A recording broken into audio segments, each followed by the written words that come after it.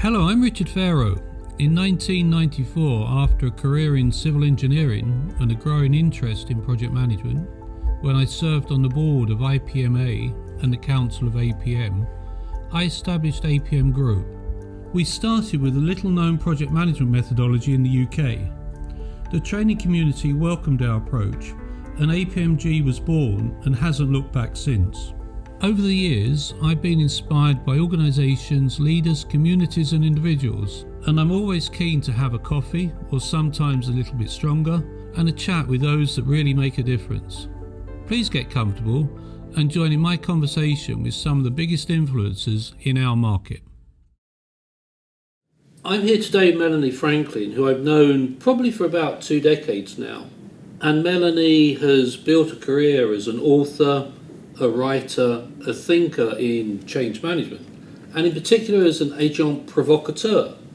And when she's delivering her training programs and consulting programs around the world, you can always expect to see Melanie bring out the best in the people they're talking to. So I'm delighted to be able to catch up with Melanie while she's passing through London running a training program to talk about the world of change management. But before I say a few words and ask you a few questions, Melanie, how would you introduce yourself to our audience listening to you as an expert on change management? I think that's probably the thing that I would say, is that I do invest a lot of time trying to make sure that I develop my expertise. What excites me about working in both the agile and the change space is that it is fast moving, and I don't think any of us have got the answers. I don't think it's simplistic. I don't think there's a silver bullet that says if we do X, we definitely get Y. And I think that we're continually learning from our colleagues in neuroscience and behavioural economics. The schools of positive psychology are giving us great insight into how perhaps we can help people adopt and develop new ways of working. And so you have to keep building your skills. So for someone from an engineering background, that sounds particularly scary, that we're bringing in those new sciences and those softer skills. So how does that fit into this world at the moment where people talk about either change or transformational change? So how would you differentiate between transformation and normal organisational change, or is there a difference? I think transformation is a great label to put on the scale of the difference that an organisation wants to make. I think it's the label that indicates that perhaps this is going to be perhaps organisation-wide or really very thought-provoking.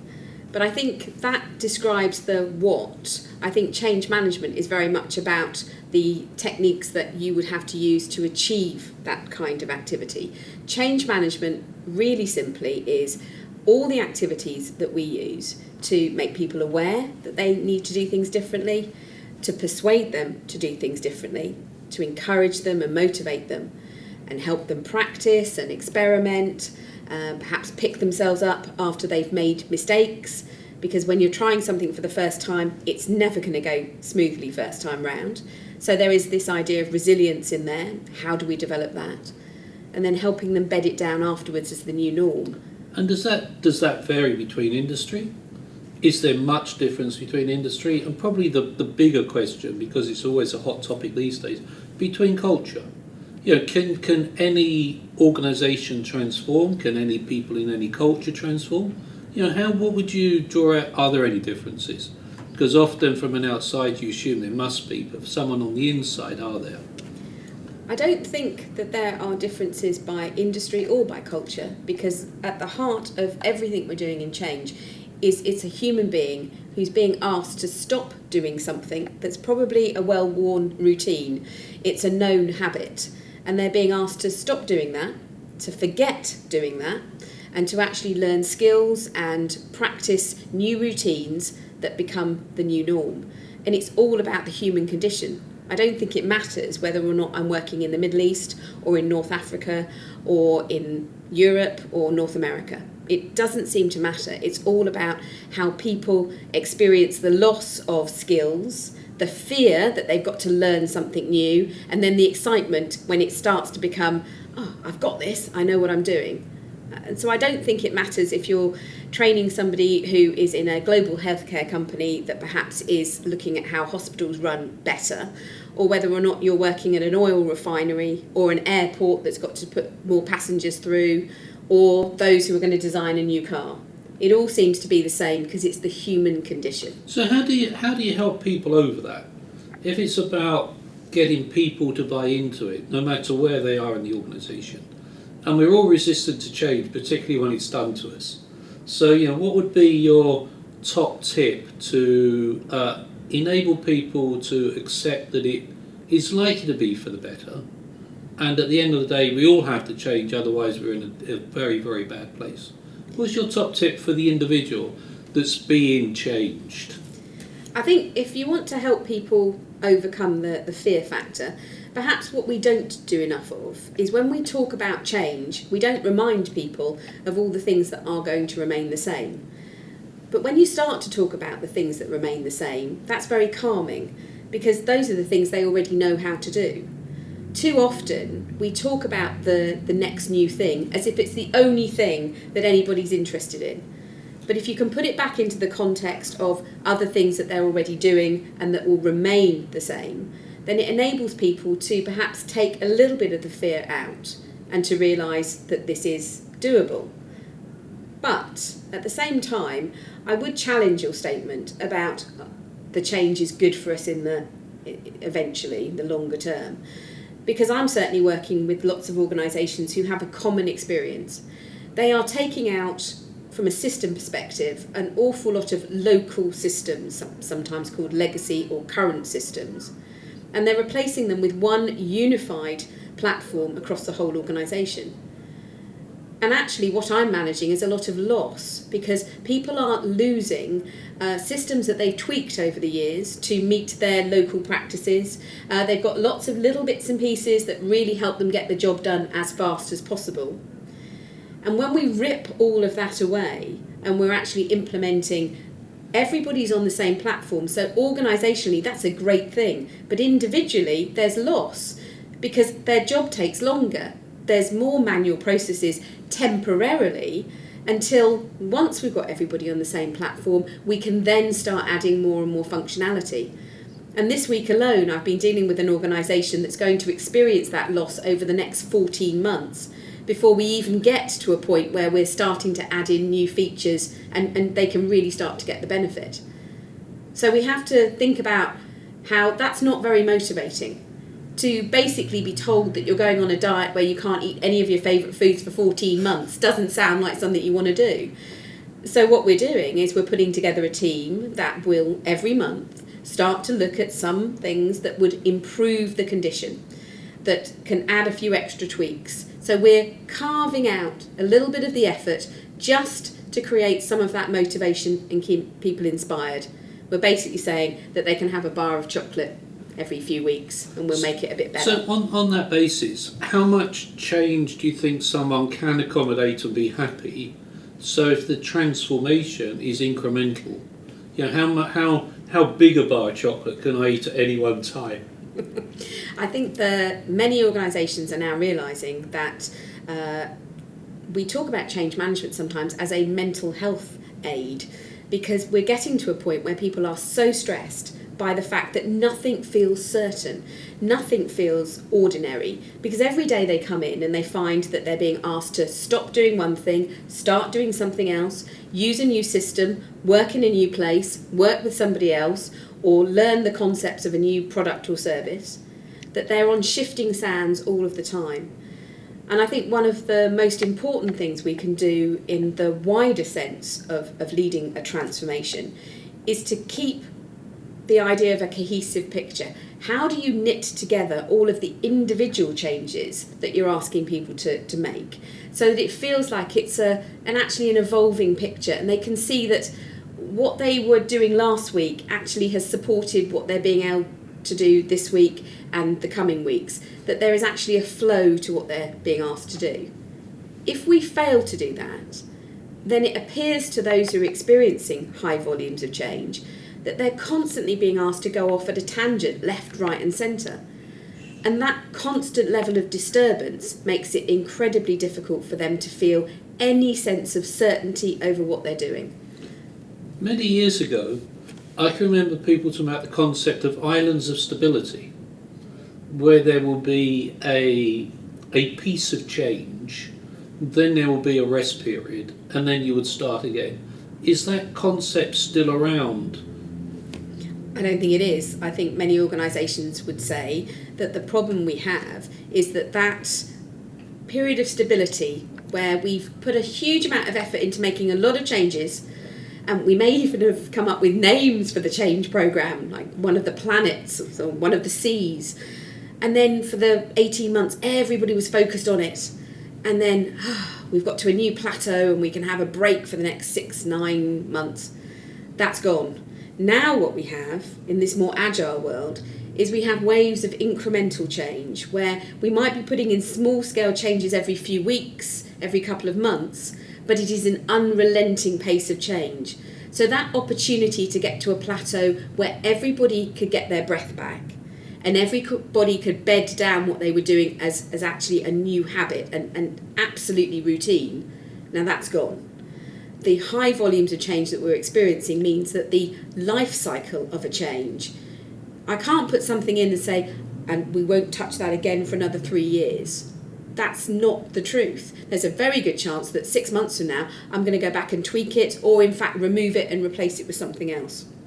You used Agile a couple of times. Do you see the concept of Agile thinking, Agile organisations, Agile enterprises or whatever, being inherently necessary for delivering this corporate change, this organisational change, this transformational change? Or do you think somebody could do a transformational change without thinking Agile? I had somebody with me this week who absolutely realised for the first time that Agile was probably the most common sense thing that he'd heard in a long time. Because what he realised was that his take on Agile, and everybody has a slightly different take, was a recognition that it's incremental delivery of change. That he doesn't have to plan everything up front in detail. He can do a little bit, experiment, understand what the feedback is from that, and then adjust what he's going to do next off the back of that feedback. And he thought that that was the most common sense thing he'd heard in a long time, because he said, it's the truth. There are so many disruptors that I can't even dream of now, he said, that makes it impossible for me to plan in detail all the things that need to change. I need something that helps me make a little bit of progress, but not overpromise. To actually make a difference and then ask myself, and what would be the most sensible next piece of difference? What would be the most valuable thing I could do next? So I think Agile, and it's been around for several decades, but I think it's having its moment in the sun because people have realised that there are so many changes now that actually the volume of those changes means that there's a shorter lifespan, which increases the volume of changes, which means that people have to edge towards things far more. But if that is the case, if organisations and the leadership of organisations were very open, honest and transparent and said, we don't really know all the detail, we got to do this incrementally, we're going to do it in an agile way. So if the individual then knew that they were being subjected, my word, to a little bit of change, a bite-sized piece of change, and then there will be another bite-sized piece of change, do you think that would ease some of the fear factors that people have? Do you think it would increase the fear factors, or do you think it wouldn't make any difference?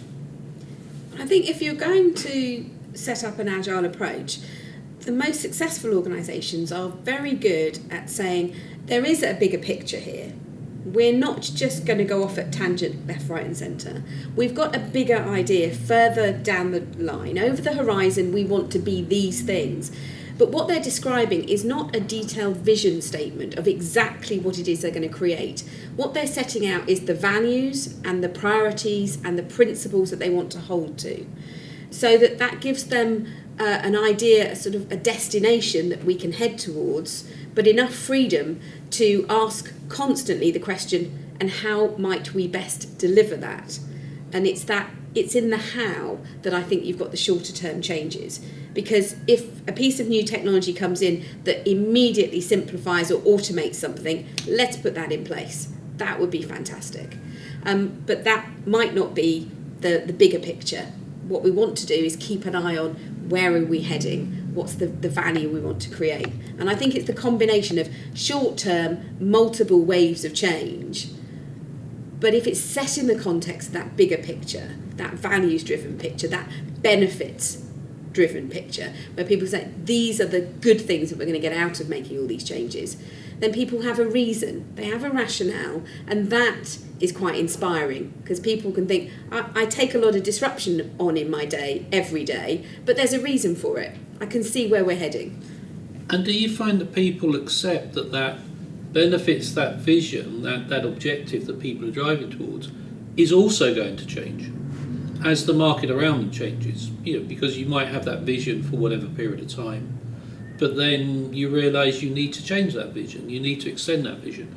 Is that common in the clients you work with, about the vision was the vision a month or 2 months ago, but now we've got to refine the vision?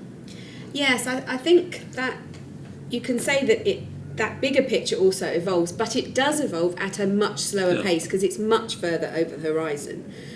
And I think that people aren't stupid. They recognise that there are lots of things changing in the world all of the time. And that constantly you can look at models like the PESTLE model and look at the political and the economic, the social, the technological, even the legislative, environmental and ethical perspectives are all subject to change. So it's about a willingness to do perhaps short-term, frequent changes that are about how we do things, but also keep on the table that we still relatively regularly evaluate what that bigger dream is over the horizon, but not as frequently. Melanie, as always, it's great catching up with you. Before we finish, what do you think might be the major change to change management in the next 12 months? I think that a lot of the theories and models that we have are incredibly helpful at laying out that path where we look at a change and we say, how do we inspire people? We make them aware of the change, we help them understand the impact of the change, we motivate them to make that change and then bed it down. But I don't think that our profession yet has got enough emphasis on how to cope with multiple, never-ending change. And I think maybe that's the area that we're going to explore. But I also think that that's for us as a profession. Within my clients, I think that possibly the thing we need to develop the most is being able to explain the value of what change management achieves. Because until we can get a good conversation going about the fact that managing change in a professional way is actually delivering value for the business, reducing disruption, getting us to increase revenues earlier, until we start talking about change management in terms of those business priorities, then I don't think we're going to get enough support for doing all the things we've yet to do. I sense we could continue to talk about this for hours, but I think we're going to have to finish it there because I know you've got a plane to catch. So thanks for finding the time to have a chat and good luck. Thank you.